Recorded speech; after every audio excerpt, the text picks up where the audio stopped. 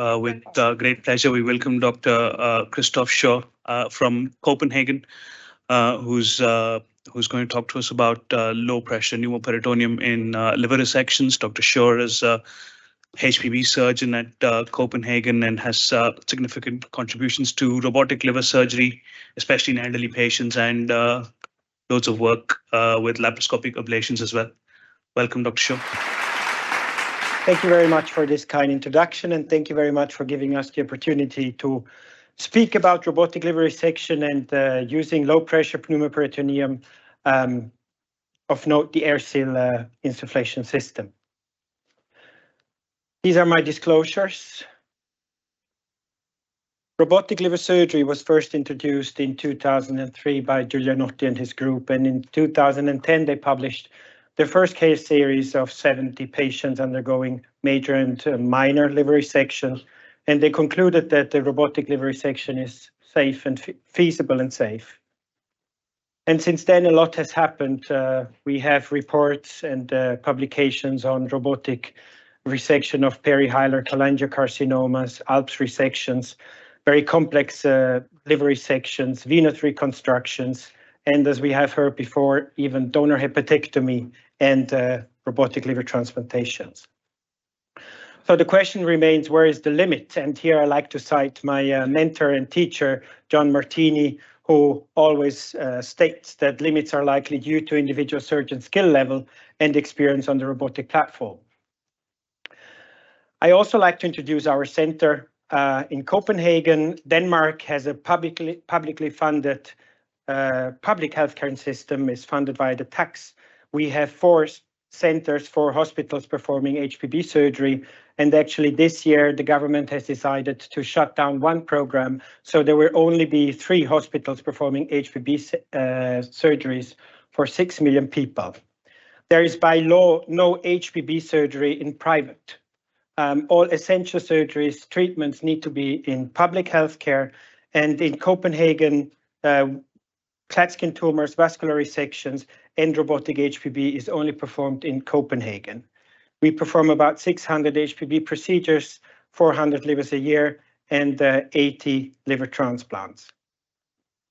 The government, the region, and the hospitals, they have decided to move from open directly to robotics.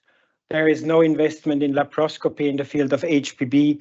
We have a program on laparoscopic ablations, but that's it. Otherwise, there is no laparoscopic HPB surgery. In 2022, we performed about 10% of our liver resections using the robot. In 2024, 20% using the robotic platform. Now we're up around 25%, and we have reached our capacity limit.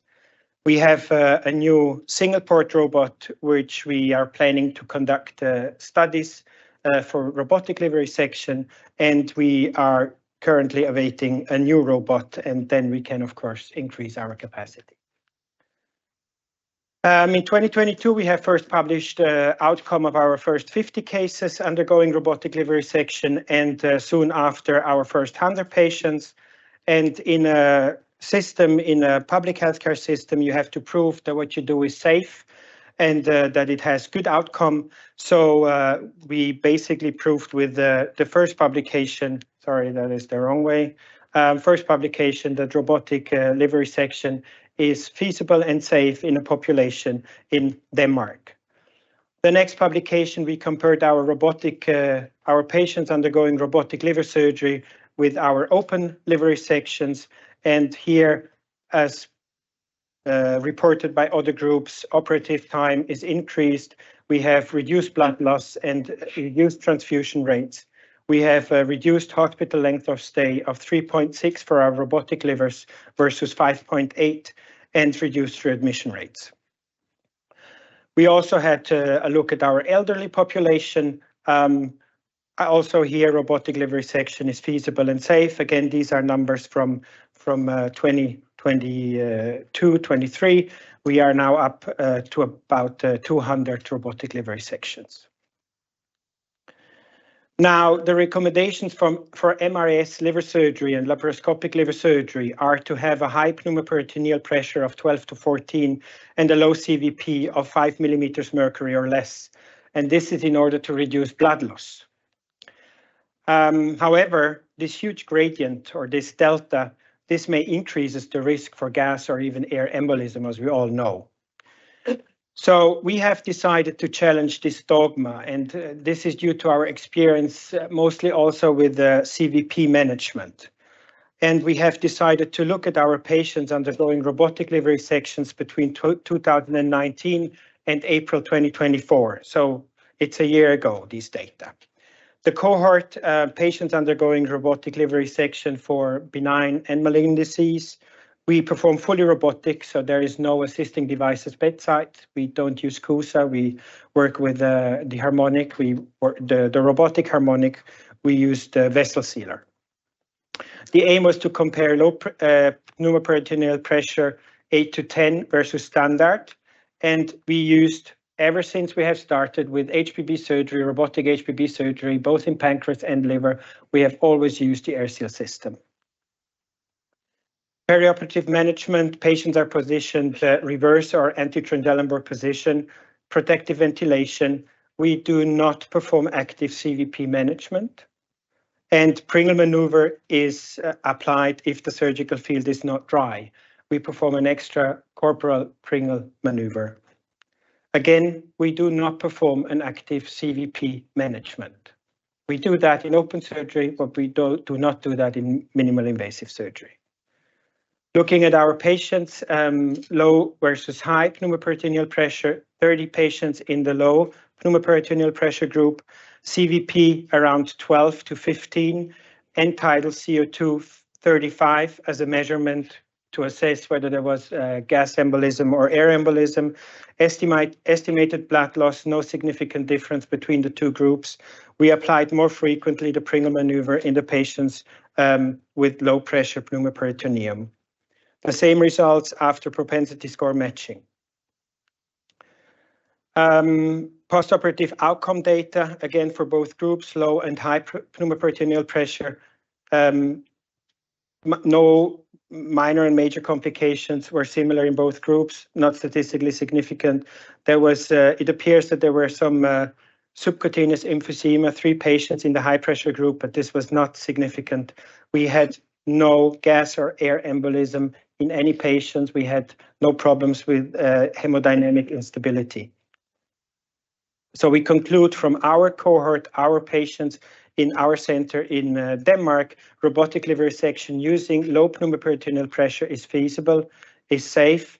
There are no differences in intraoperative time, complications, length of hospital stay versus high and low pneumoperitoneal pressure, and we cannot report any gas or air embolization using AirSeal in our cohort.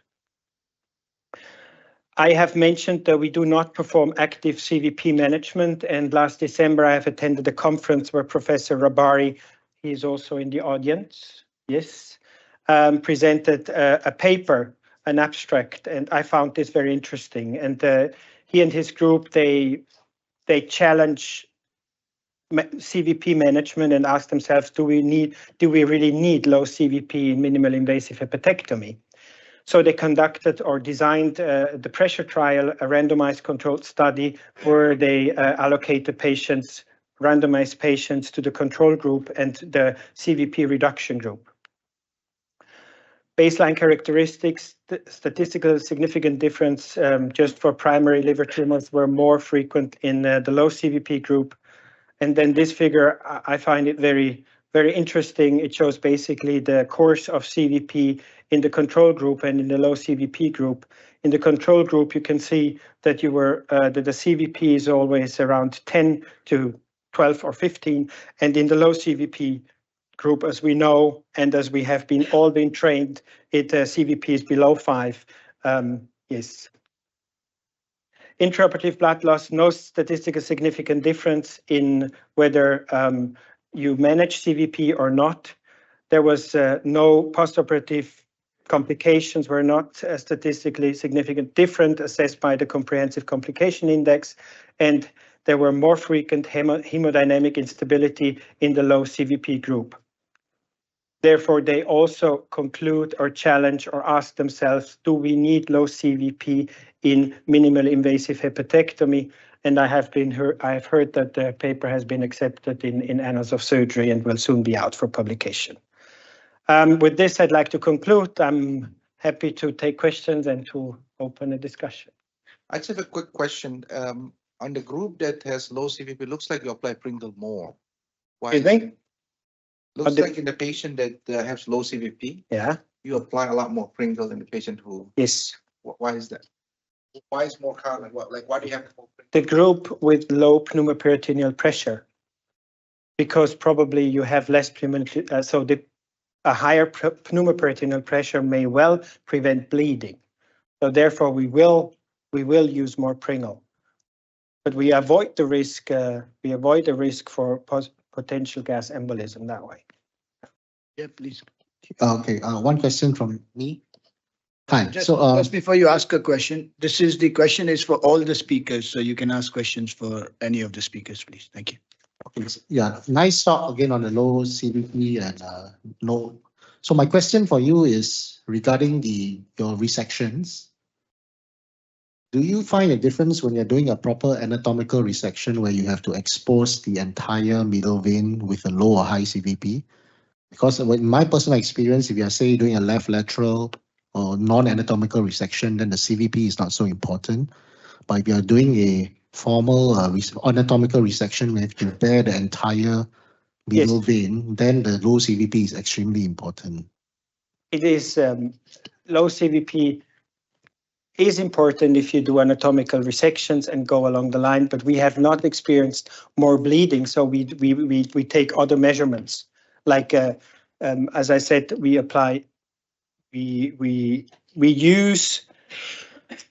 use our harmonic in a way you use the CUSA. So we go very carefully through the tissue and identify branches coming from the veins. We have not have a problem. We have not had more problems with anatomical resections.